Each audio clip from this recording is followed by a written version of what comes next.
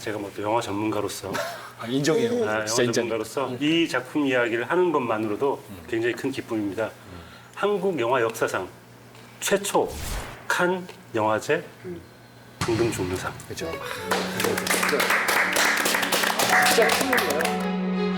봉준호 감독의 영화 기생충이 세계 최고 권위의 칸 국제영화제에서 최고상인 황금 종려상을 받았습니다. 이 트로피를 이렇게 손에 만지게 될 날이 올 줄은 상상도 못했습니다. 그러니까 이 영화에 어떤 훌륭한 면이 있다면 다 배우분들로부터 나온다라고 저는 믿거든요. 그래서 언제 또 이런 배우분들을 한데 모셔서 또 찍어볼 수 있을까? 이게 한국 영화 지금 100년 딱 된 입장에서 정말 너무 중요한 일이라는 생각이 드는 게 한국의 창작인 예술인이 자신의 상상력을 토대로 이야기를 만들어서 세계인에게 인정받고 그만의 독창성을 인정받았다는 건 정말 대단한 일이고 그 한가운데 이정원 배우가 있다는 게 저는 굉장히 기쁩니다. 그래서 저는 이 전체 영화를 처음 봤을 때가 너무 궁금해요. 그러니까 이제 배우로서 물론 시나리오를 다 보고 하셨겠지만 어떻게 다른 배우들이 연기를 했고 어떤 톤으로 만들었는지가 너무 궁금했을 것 같은데 이 완성된 작품을 처음 봤을 때 이정원 씨가 느꼈던 감정. 저는 사실 딱 맞은 것 같아서 전 분명히 이 내용을 알고 있었거든요. 근데 이렇게 완성도가 높을 줄을 몰랐어요. 이 내용이 너무 마음에 확 와닿아가지고 충격을 좀 먹었어요. 한 이틀 정도.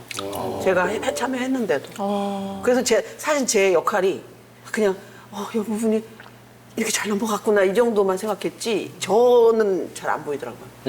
그래서 야 너무 좋다 영화가. 그러고서 나중에 이제 다시 보게 될 때 저만 보인다. 아니 근데 사람인지라. 보통 반대이거든요. 배우들 얘기 들어보면 처음에는 자기만 보이다가 두 번째 볼 때 영화 전체가 보이더라인데 완전히 반대로. 너무 저는 세니까. 조금 이 이야기가 이렇게 쓸 줄 몰랐어요. 그리고 그 있잖아요. 비 막 이렇게 내리는 그 길을 걸을 때 저도 사실 반지하에 살아봤고 물난리도 맞아봤거든요. 그러니까 이게 파노라마처럼 어떤 부분들이 이렇게 스쳐가면서 되게 다른 감정들이 많이 느껴지더라고요. 지금 아마 이게 방송이 나갈 쯤에는 그래도 많은 분들이 알고 계시겠지만 혹시나 난 그래도 영화를 좀 늦게라도 보겠다. 스포일러 안 듣고 싶다 하신 분들은 잠깐 딴 데 갔다 오셔도 괜찮습니다. 10분 정도만? 예, 예. 이 영화에서 가장 중요한 씬. 인터폰 씬. 인터폴 좀 열어줘요. 아니 봉 감독님도 제일 신경 써서 찍었던 장면을 인터폰 씬이라고 얘기를 하더라고요. 그래서 봉준호 감독의 인터뷰 중에서 인터폰 두 번째 꺾이는 그 장면부터 영화가 시작이다라고 얘기를 본인이 표현하신 적이 있어요. 그러면서 제일 유명한 얘기 있잖아요. 이때부터 안전벨트를 매셔야 됩니다. 봉준호 감독이 그렇게 멋있는 얘기를. 그 장면에서 너무 고민이 많이 됐었을 것 같긴 해요. 이걸 어떻게 처리를 해야 되지 과연? 사실은 제일 제가 우려했던 건 그런 작품에서 그런 반전을 가져다 줄 수 있을까 이렇게 귀여워가지고. 진심이에요?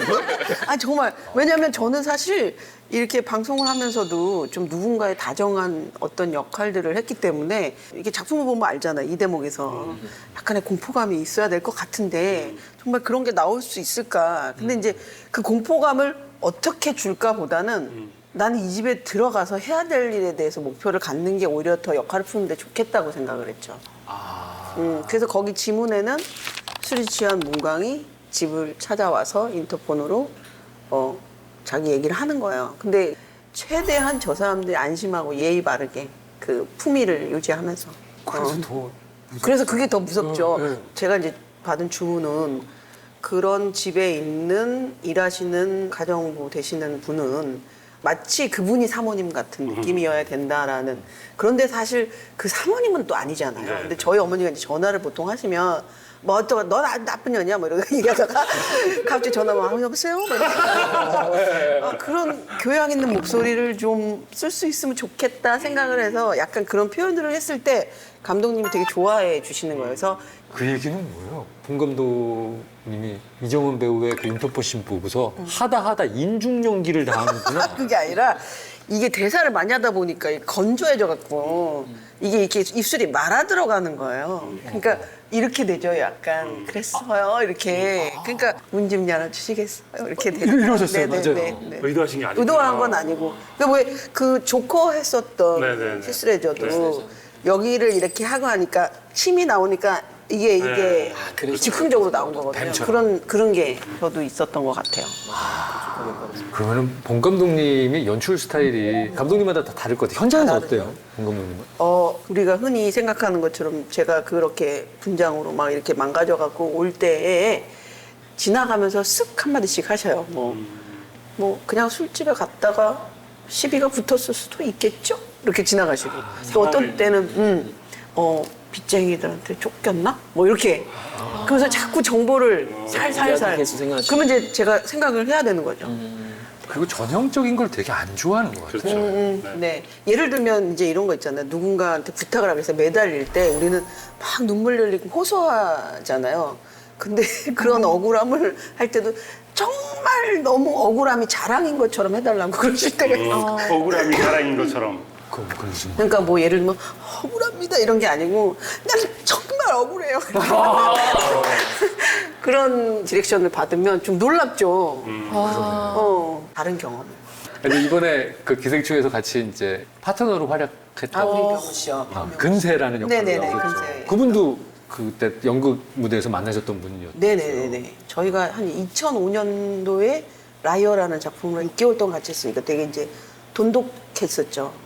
그런데 이제 요번에 영화에 제가 먼저 캐스팅이 됐는데 남편 역으로 감독님이 박명우 씨를 딱 내보이는 순간 어머 이렇게 만나는구나. 너무 반가웠죠. 오, 인연이다. 그렇죠. 인연이죠. 그리고 저보다 나이가 어리니까 또 젊은 아니, 박명호 씨 얘기를 길게 하고 싶지만 또 길게 못하는 우리의 또 아픔도 있어요. 이 배우가 다른 분들은 이제 막 사진도 많이 찍고 하는데 특히 칸 같은 데서 모습이 많이 안 나오잖아요, 이분이. 이제 스포일러. 영화 얘기 때문에 아무래도 못 나오죠. 포탈 검색해도 그분을 아예 크레딧에서 없었었어요. 최근에 올라갔어요. 그렇죠. 그래서 저희 통화 많이 해요. 무슨 얘기예요? 그 자기 와이프가 있는데 여보 그래요 저한테.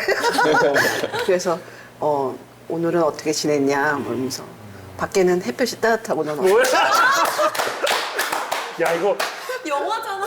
그 영화 속에서의 어떤 어두운 시간만큼이나 영화 개봉하고 나서도 그렇죠, 그렇죠. 밖을 나갈 수 없는. 네네.